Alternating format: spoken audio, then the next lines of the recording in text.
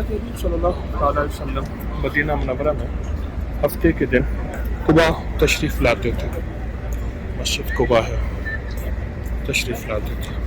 یہ نیچے سارا قبرستان تھا, اب بھی اس کے نیچے حصہ ہے.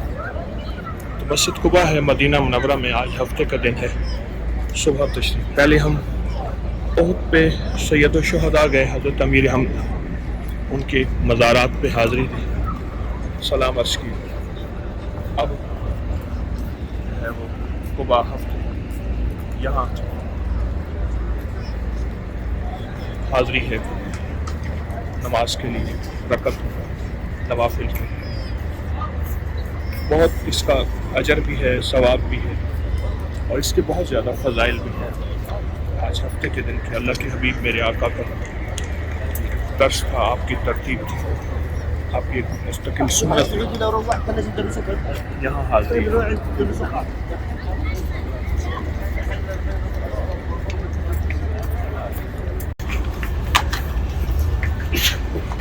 آقا نے فرمایا میرے حضور نے کہ جو 2 رکعت نماز یہاں نفل پڑھے گا اسے مقبول عمرے کا ثواب ملے گا.